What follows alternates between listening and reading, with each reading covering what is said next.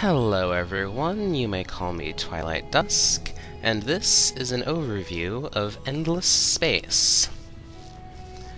This is a game that I got fairly recently. It had a free weekend promotion on Steam, and I grabbed it up during that.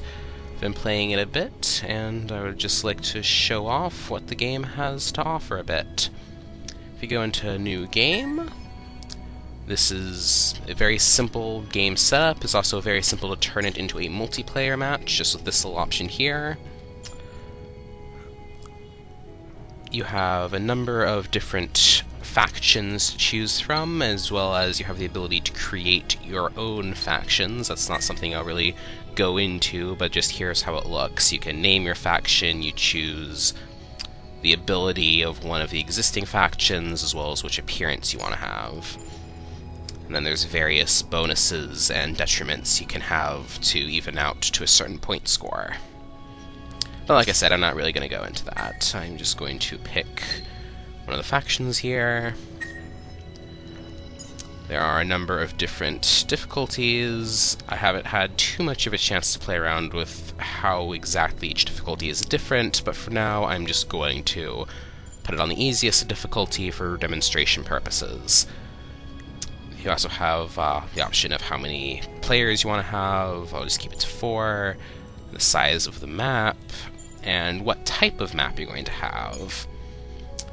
There's a number of different shapes that the galaxy can take, which create different focus points, different branches within the paths between the stars, all sorts of stuff that you'll see. I'm just going to keep it to the simple disk map for now, though. Maybe I'll show off what some of the other maps look like later. There are also a number of advanced options you have, both for the galaxy generation and for the game difficulty settings, which includes which of the various victory types are valid. You can have only a few, you can even have none of the victory types, and then the only way to win is to be the last player in the map. And with that, I think it's about time I jump in and show you what the game itself looks like.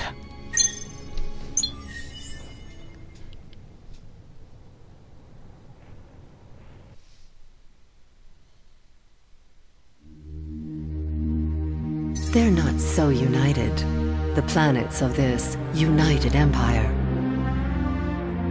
It's more a gaggle of unruly imperial corporations run by insolent dukes.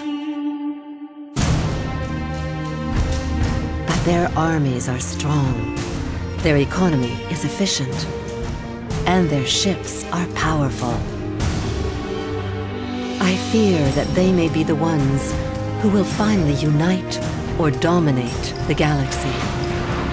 They'll turn it into a shrine to the gods of commerce, a profane church with Emperor Maximilian Zelivas as its high priest.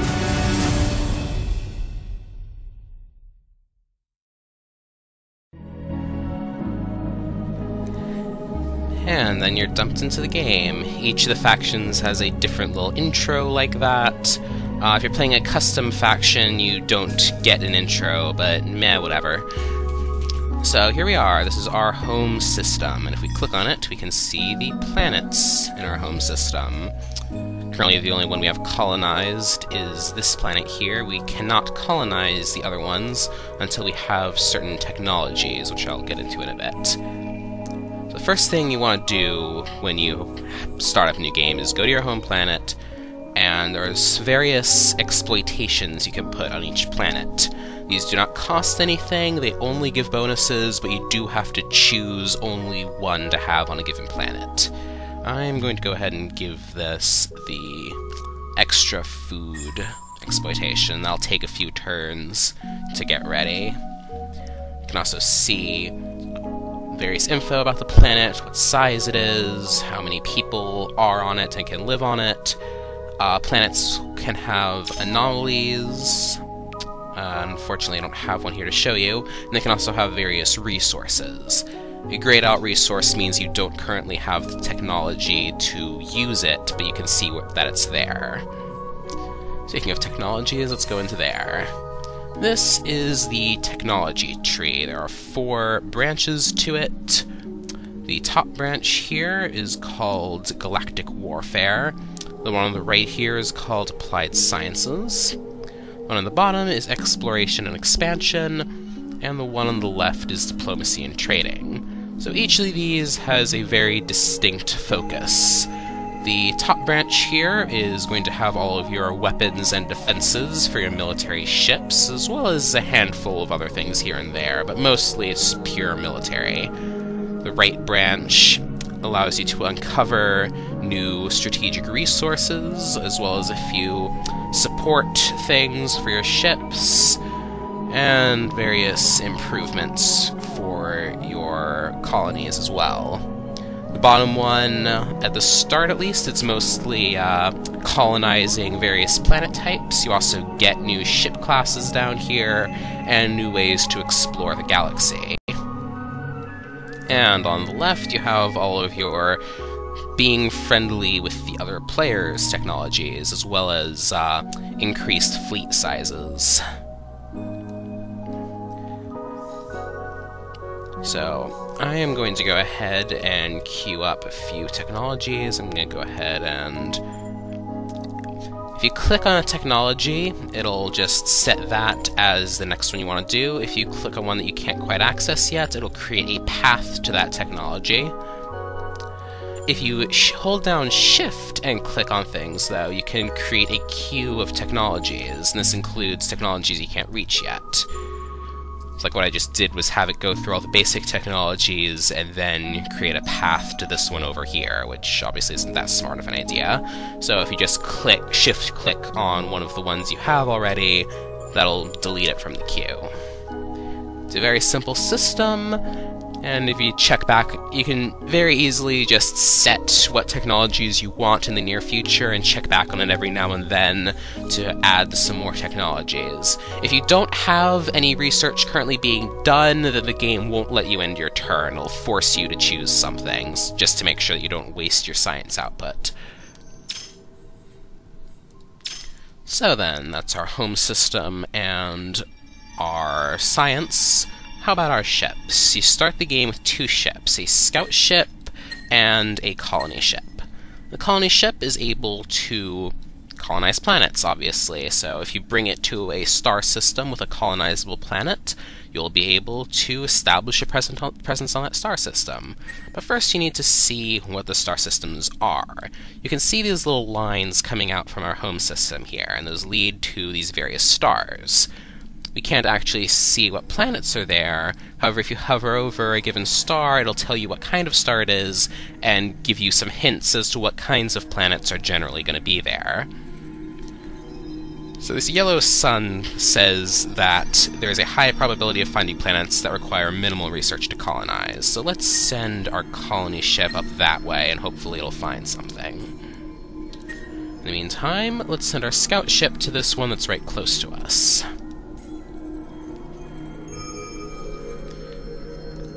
And we can see there's just one planet here. This one does have one of those anomalies I was talking about. These can be a positive or negative effect, but they in some way alter the properties of the planet. So small tundra has minus to happiness, but plus to food, industry, money, and science. But then polar tempests here decreases happiness even further, as well as decreases the amount of food and industry will be created. So, not so good, and we can't colonize that until we have tundra colonization anyway. We also see that there are paths to other planets here, as well as paths to 2 of the ones that we had already. We also, since we were the first ones to enter that star, we got an exploration event. This one gave +3 experience to the ships in this fleet. Not so useful right now, but it's just a little thing. Let's see. The icons on the other icons we have on the right here are indications that various heroes are available to be hired. We can't actually do that until we have some more money, so I'll get to that once we can actually hire someone. We also have a notification that Titanium 70 is available for use, because our home planet had it and we have the proper research. These purple resources are strategic resources. Various ship components and ship types will require strategic resources to be built. They also give just various bonuses if you hover over them. Now, we still have our scout ship here. It still has 1 point of movement left. We want it to be exploring all over the place. We don't necessarily want to have to control every little movement, though. So if you click on this button here, it'll just automatically explore as far as it can. So let's see, what else? We have our overview here, where we can set the tax rate for the Empire as well. This is just simple. Lower taxes means they like you more, higher taxes means you get more money, although you kind of want to keep your happiness reasonable even if you don't particularly care about it being in the green. Let's keep it there for now. That was the default. You also see how much research we're producing, what resources we have available, and then an overview of each of the star systems we have, as well as what they're currently working on and how many ships are in their hangar. This button up here, while we're going through the things here, gives us the diplomacy view, which will become useful once we actually meet someone. This is a quick link to the heroes that I mentioned before. We'll get to those later. And this is an overview of all of the ships we have, as well as a ship editor, which I will get to once we have things to edit. So let's end turn and let things advance. This little button will show up if you have ships that are currently on their way somewhere. You just click that button and they'll instantly advance their movements. And this early stage in the game, we are going to just be hitting end turn a lot and waiting for exploration ships to find things. I do have enough money to hire a hero now, though, so let's look at our options. These symbols here, there is a number that indicates the current level of the hero. When you hire them, they're going to be level 1. And then the symbols indicate what type of hero they are. Various types of heroes can get specific bonuses that other types of heroes can't. So this is a pilot and adventurer, so that's going to be someone who's good for directing a fleet. And then both of these have commander on them, which makes them good for fleet commands. And they also have a certain type of planetary bonus. Someone who has both administrator and corporate will be the best at managing a planet, of course, but I'll go ahead and go with this guy for now. Hire him, he will cost upkeep every turn, and you can assign him to either a star system or a fleet. A hero assigned to a fleet will give it various bonuses in combat. A hero assigned to a star system will give various bonuses to the star system's production. Aha! Our scout ship down here discovered a wonder. These yellow anomalies here are one of a kind within the galaxy, and some of them, like this one, actually require special production to be done in order to make full use of it. But for now, it'll give plus 10 happiness on the planet once we can colonize it. Other planets in here don't seem to be quite as pleasant, though, although we can colonize this jungle planet here if we so desired. The event also gave us a new exploration ship, so let's go ahead and put that thing to work. Every time you discover a wonder, you get another notification.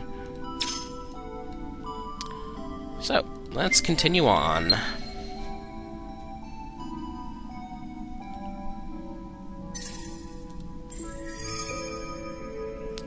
Unfortunately, there isn't a colonizable planet here, but we can keep searching.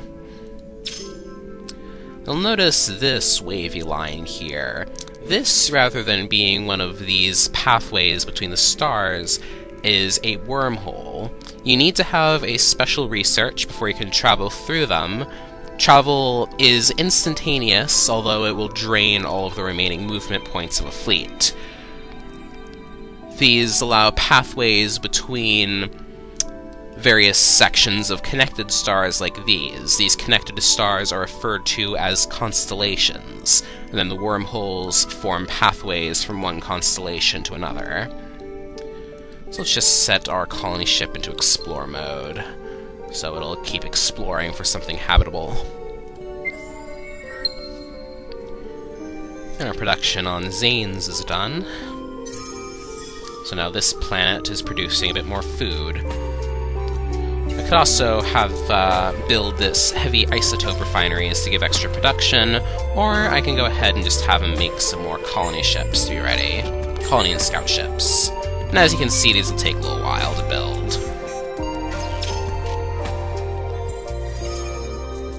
And in the meantime, our scout ships are doing a wonderful job of exploring.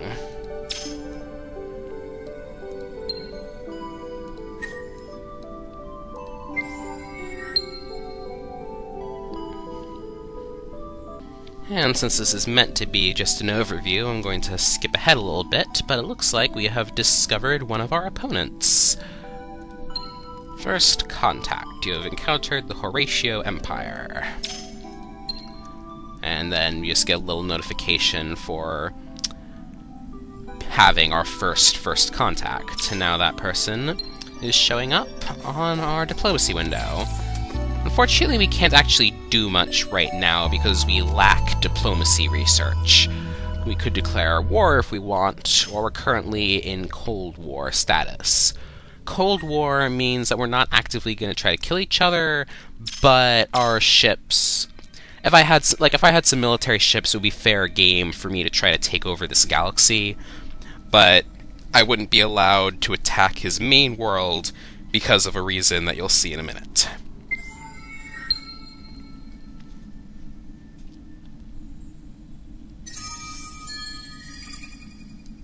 There we are.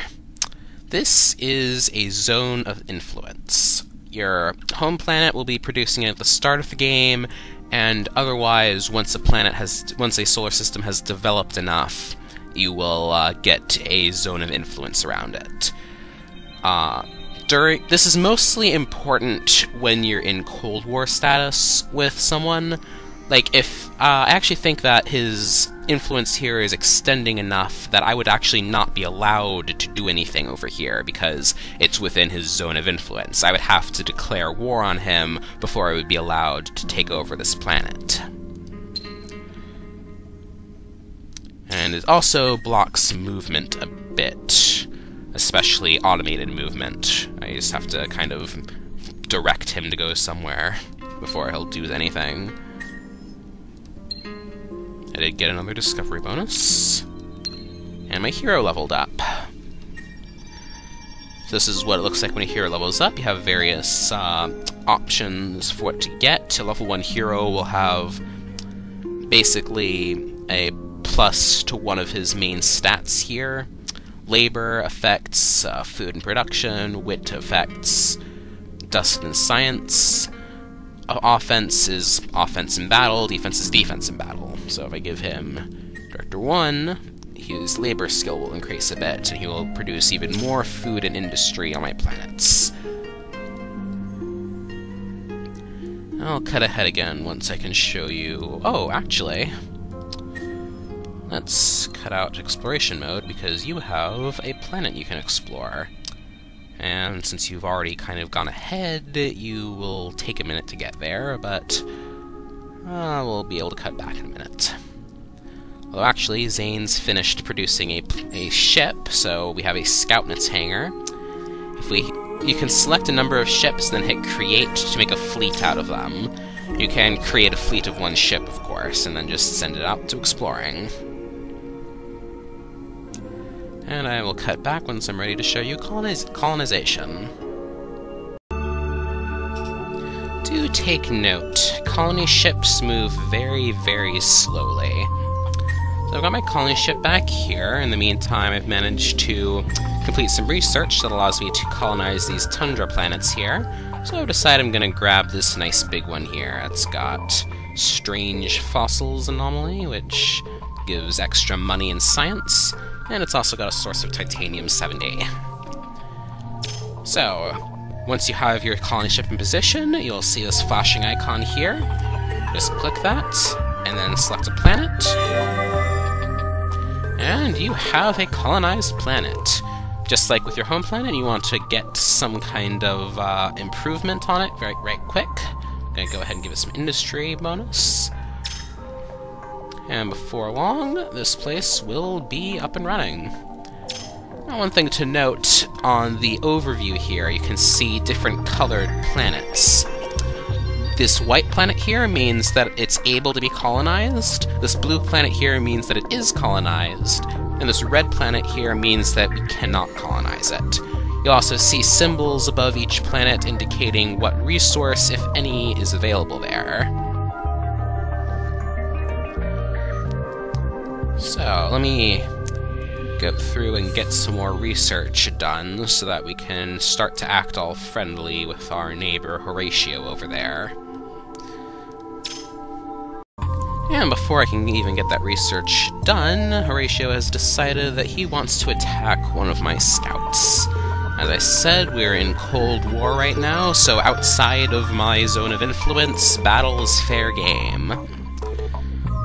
So you can, once you have a battle starting, you can select various strategies to use during the battle.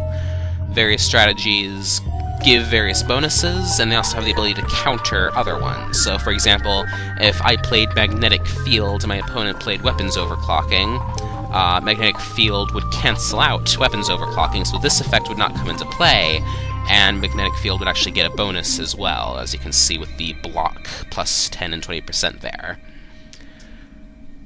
I'm going to go ahead and just queue up having his accuracy be down. And then we can go into battle. You can have the battle resolve automatically as well, or you can take manual control and get to see all the ships flying around. Although your control of the fight is limited to selecting those strategies. You can also, as long as that battle round hasn't started yet, you can change what strategy happens. There's my ship, there's his ship, and the battle shall commence.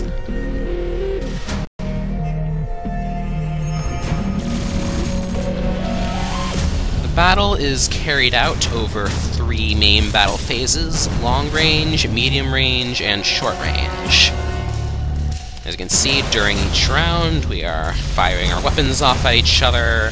We are missing a lot because we sabotage each other. As well, both of us are using ballistics weapons, just because that's the only thing we have available at the moment. And every type of weapon, there's 3 types of weapons. There's ballistic weapons, those are like guns, there are beam weapons, and there are missiles. Missiles are the best in the first long-range phase of the fight. Beam weapons are the best in the mid-range, and on the close range is when the ballistics do the best. Which is why both of us did weapons overclocking to make our Kinex weapons do even more damage this round. During each round, ballistics and missile weapons will fire off in 4 volleys. Each volley will hit before the next one is fired. Missiles work a bit differently. Missiles will fire off all at once at the beginning of a round, and they will not hit until the end. So, even if a ship is destroyed in the middle of a round, its missiles will still do their damage, but missiles will also not stop a ship in the middle of a round like ballistics and kinetic weapons can. If a ship is destroyed on the second volley of a round, and that ship's not around to fire its 3rd and 4th volleys. So yeah, that scout of mine is a little bit trapped there, since he's got those little shield symbols indicate that this fleet will attack anything that leaves there. I've got my own ships set up like that, just to give them something to do now that all the exploration is done for now. It also looks like we might be going for a confrontation over here. Though this one looks like he's got a scout ship instead of an attack ship, so why don't I initiate the combat? I'll just Set everything to boost my kinetics damage and hope for the best.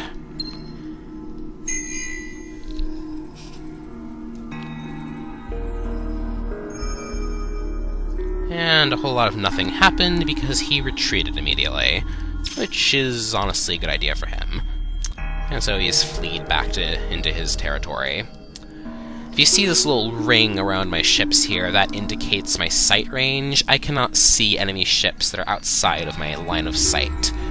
You have a line of sight around any star system that you own, as well as around your ships.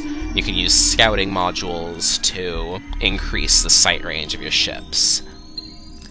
Also got some research complete. I've got some new military stuff to try out. So how about I go ahead and make a new type of ship? I'll just call this Missile Boat, because I am going to load it up with missiles.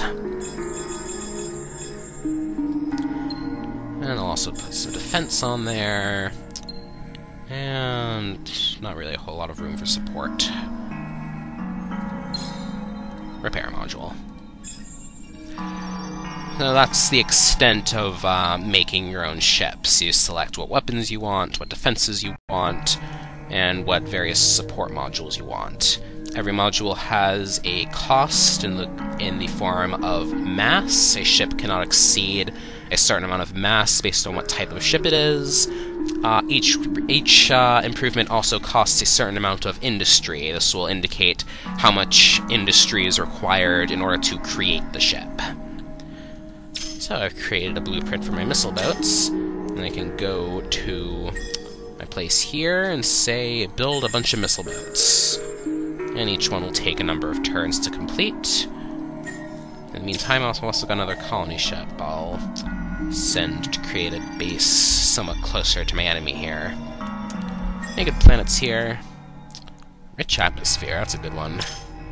So my colony ship down there, if I can select it.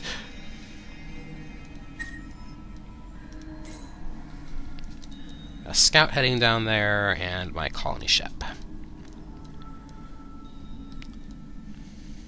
So let's see how this works out in the end. So Horatio seems to have noticed that I'm gearing up a little bit to fight him, so he is offering peace to me, which he can do since he apparently has the research required for that. So I'm going to go ahead and accept his peace. And so now we have this little dove symbol instead of icicles, and if I talk to him it says that we are at peace. The 10 turns there means that we are not allowed to attack each other at all. That includes locking down my ability to declare war. These other options will do things once I have my research done, specifically this one here. It'll allow me to trade various things with him. So let me come back once I have that ability to do things. Well, now we've got us some shiny new research complete.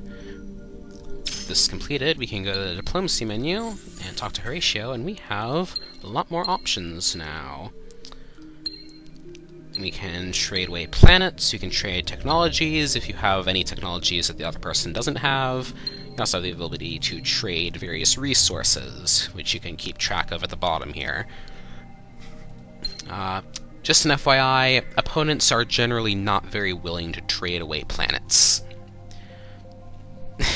So don't go into things thinking that you'll be able to peaceably obtain a planet from someone. That generally isn't the case.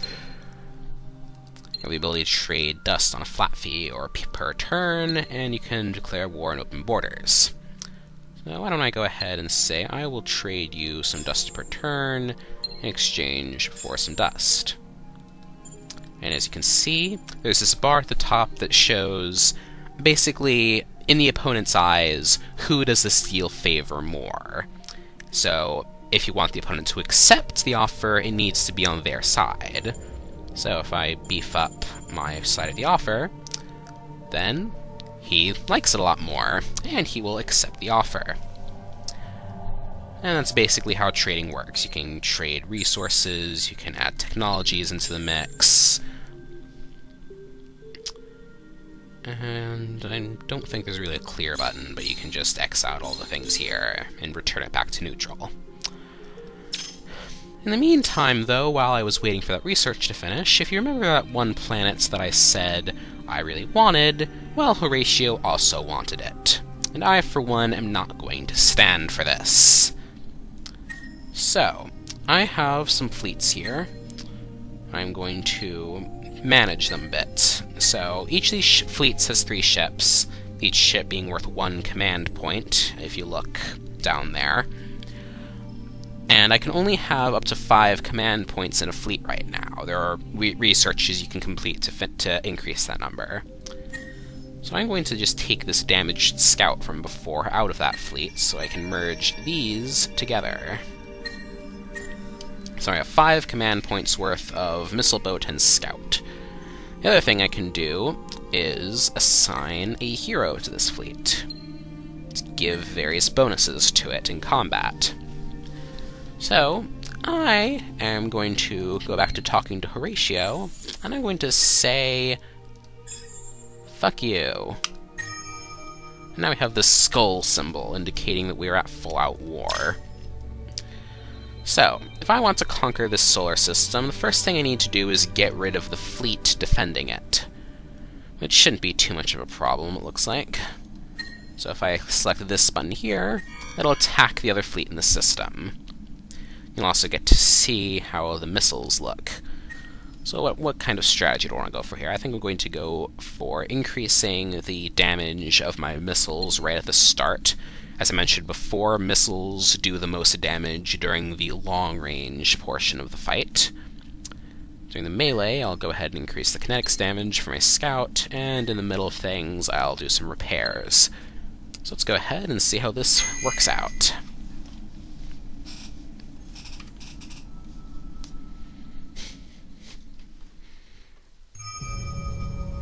So, there are his ships. And in a minute we should see my ships come in. There's a cinematic camera, there's also a free camera you can switch to, although it isn't very good, so I generally just keep it on the cinematic view here. He actually countered my attempt to increase my missile damage. As you can see, my scout and his ships are firing kinetics every few so often, while my missiles much more slowly make their way to his ships. But they eventually make it. And you can sort of see them hit on the damage bar there.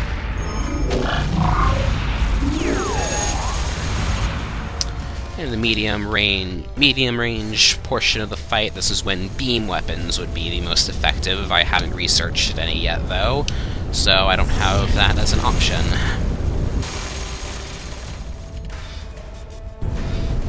It keeps cutting away right at the impact. As you can see, the missiles were very effective, likely as a result of them not having any missile defenses. Whereas my missile boats have kinetic defenses to counter their weapon systems. So that worked very well. So now that I have my fleet here and there isn't a defending fleet, this little ring showed up. This indicates that I have the solar system in a blockade. It cannot access the resources of the rest of its faction, and any resources being produced here will not be sent. I can also go a step further and hit this little button here to start the invasion. Based on the strength of your fleet, and there's various bonuses your commander can have as well as various defensive bonuses a system can have, it'll take a certain amount of time for the invasion to commence. During that time, if the ship there's every time during an invasion when you have no ships in a solar system, then the invasion stops and the counter completely resets, and they've driven you off, and you are no longer a problem for them for the moment. What do we got here? That was just the notification of the declaration of war.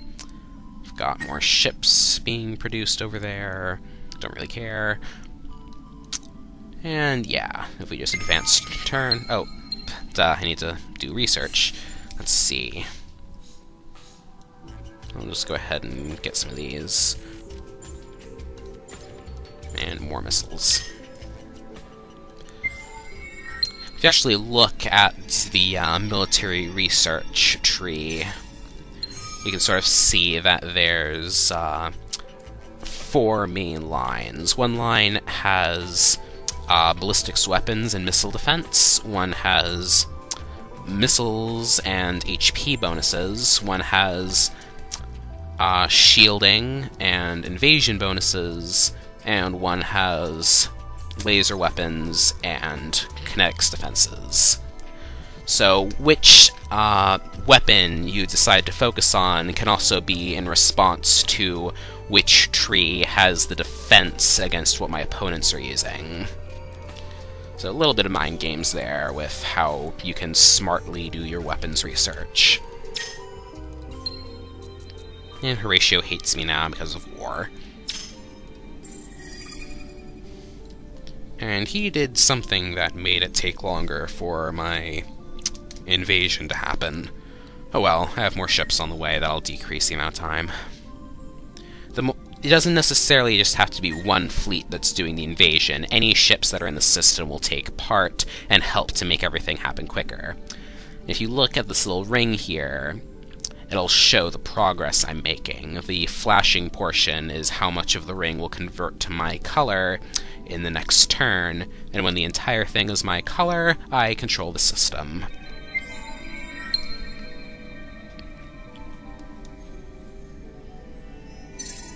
And as you can see, more green. And let me... oh, actually looks like they have a ship that might be attempting to take out my invasion fleet. Let's see how that works out for them.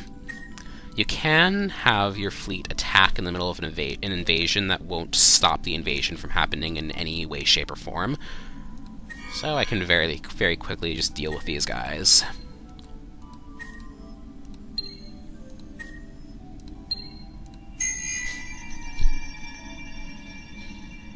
Seems like that was kind of a desperation move more than anything intelligent. Oh, and my commander here leveled up a bit, so let me give him a little bit more of a combat boost, since I have him as a fleet commander now. Oh, and there's another ship that's going to attempt to take out my fleet.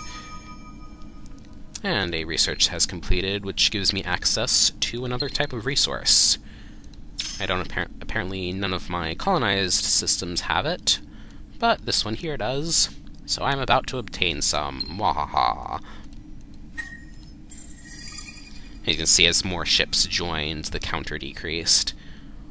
Looks like they've just got a scout here keeping an eye on things. Let's have them at that fleet, those 2 missile boats take care of it.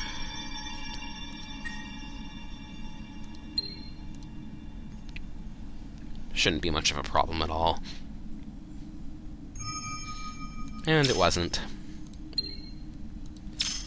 So let's just go ahead and skip forward to when I'm about to take this thing over. And as you can see, some time has passed, and next turn I will have control of the Zosmonos system. Just hit and turn, and it shifts to my control. And now I have these little ships that no longer have anything to do. Why don't I send them straight down into the heart of my enemy? Now, if you notice this little crown symbol here, and there's also that symbol on my homeworld, that crown indicates where your homeworld is. This is mostly important for one of the victory types. The conquest type victory involves owning every home system. That if you take over you don't necessarily have to wipe out all of your opponents, but if you control everyone's home systems, then you are declared the winner if you have that victory type enabled.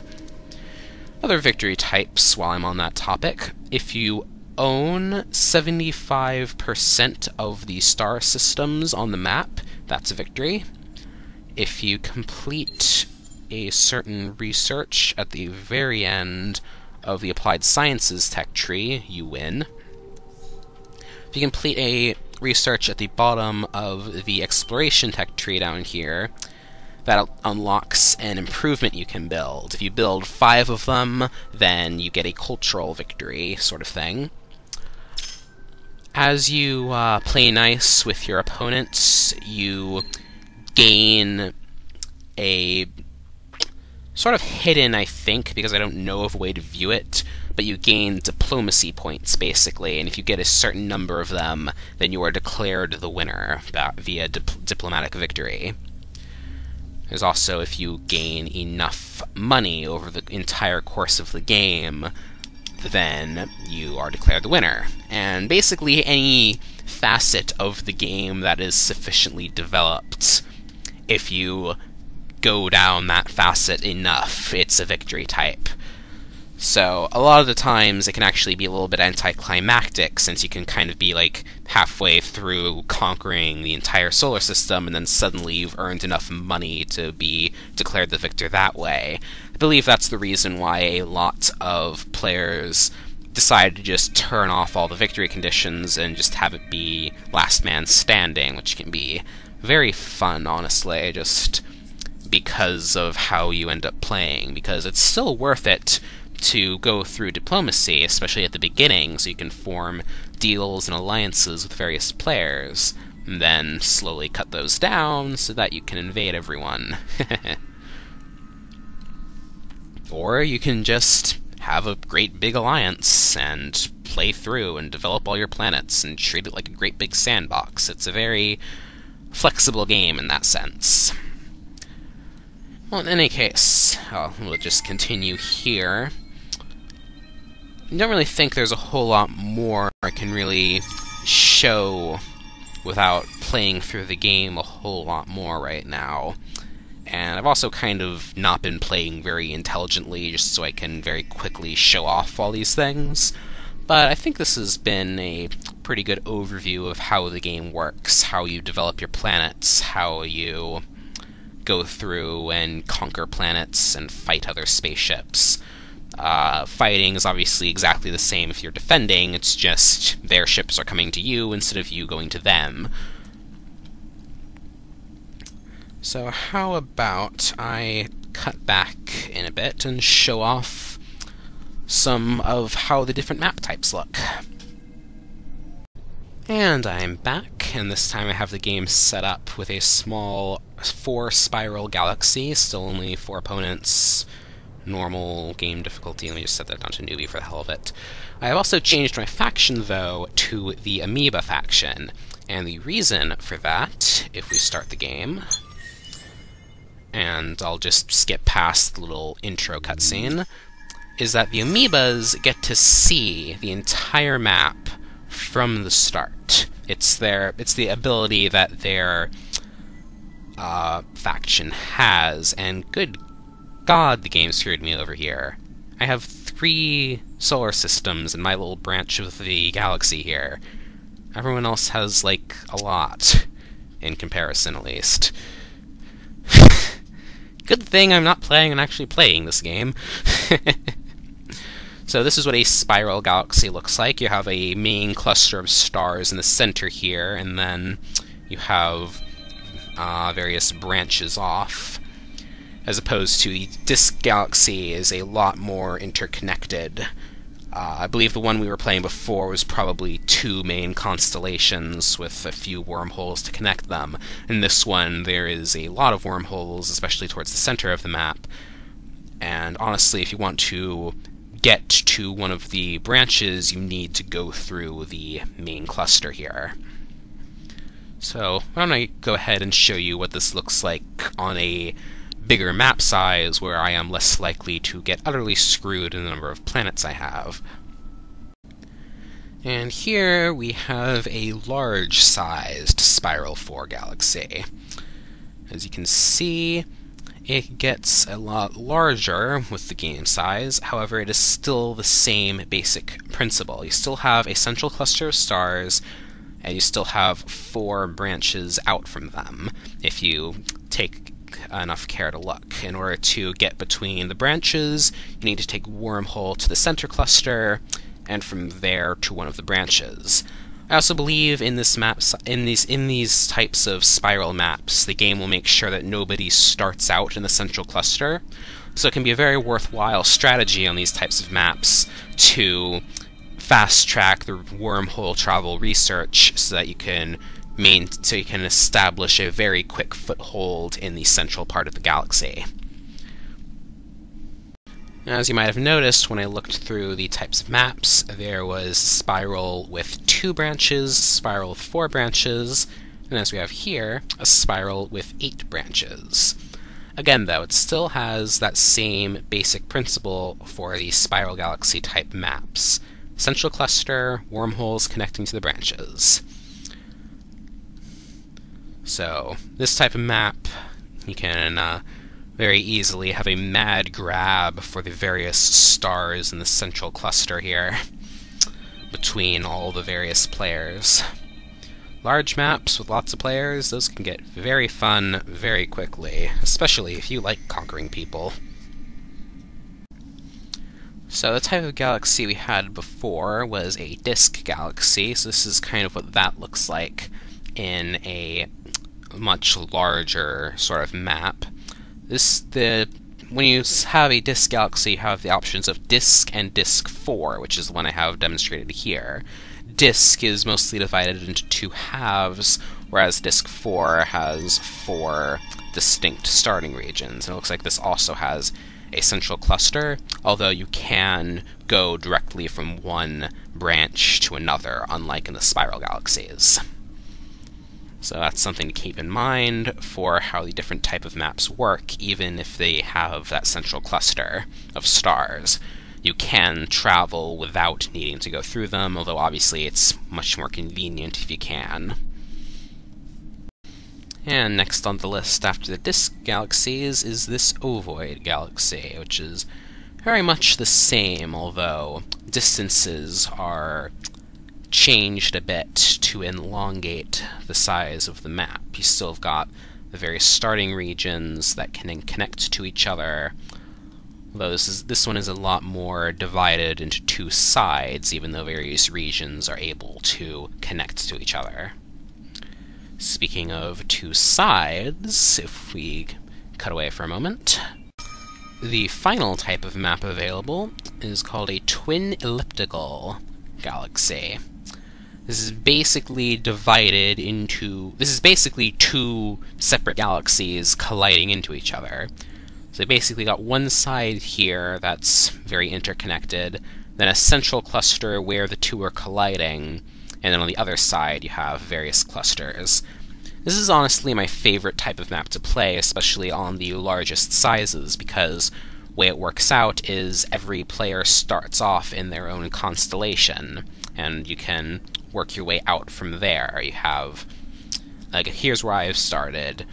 I have my group of stars here, and then I have a wormhole connecting to him, a wormhole connecting to him, and I've also got a connection to the central cluster here, which is a very small central cluster, to be honest, but if you want to get from one of the sides to the other side, you will need to go through the central cluster. So, that about wraps up my little overview of Endless Space. I hope you have all enjoyed, and I will see you all next time.